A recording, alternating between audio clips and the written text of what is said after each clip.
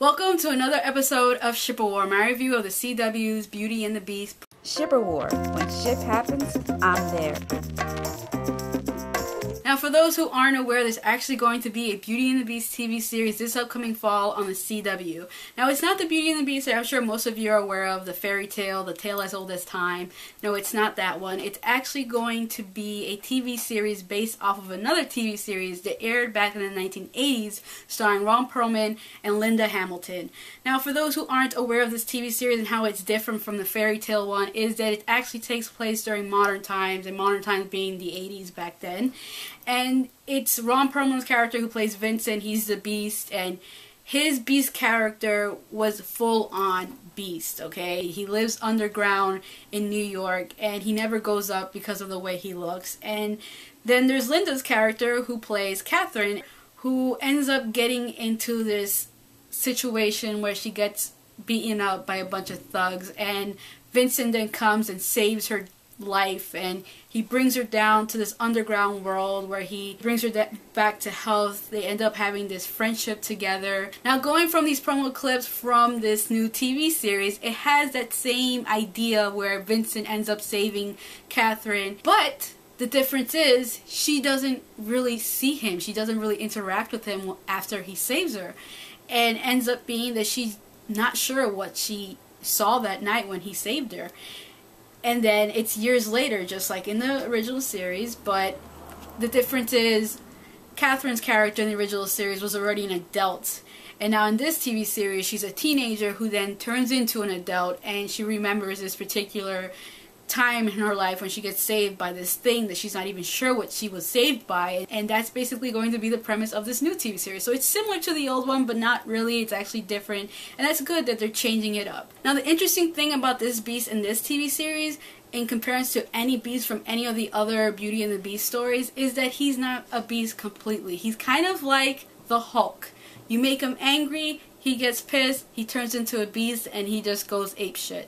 And I'm not completely against this remake, because prior to even knowing the series was going to be remade, I actually watched the original series on Netflix, and I remember loving the original series as a child. It was very nostalgic for me. And then I watched it again as an adult, and just being not into it as I remember being. I thought, you know, if they remake it, that's great. Maybe they'll do a better job with it, and maybe it'll become more of an interesting TV series. But then they did the casting of Catherine's character, the lead character, and I found out it was Kristen Krug. I personally adore Kristen Krug. I think she is one of the most underrated actresses out there. I think she's a very nice person. I have nothing but nice things to say about her as a person, or the celebrity that she presents herself to be, and as the actress that she is. So when I found out that she was cast, I was like, yep, I'm completely for this TV series.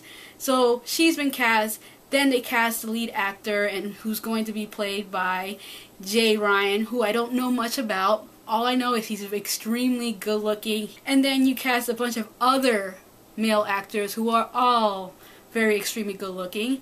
Brian White, which you all may know from Cabin in the Woods. And then there's Max Brown, who I don't know much about, but I saw photos of him in interviews.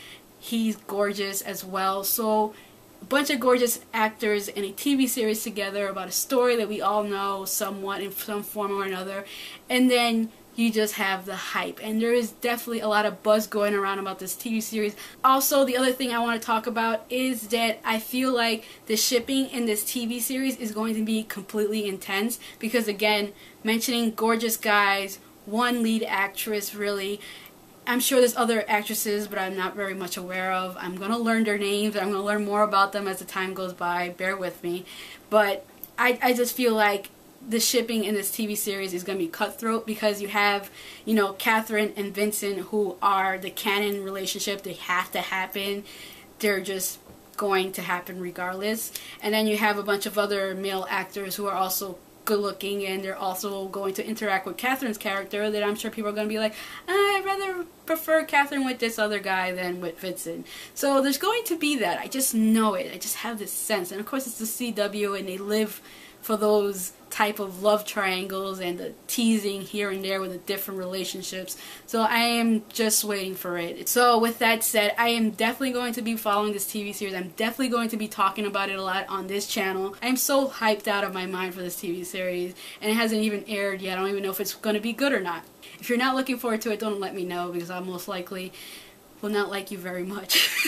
I'm just joking, kind of joking. I'm not sure. So that is all for this episode of Ship of War. Goodbye, and until next time. And if you haven't already, please subscribe.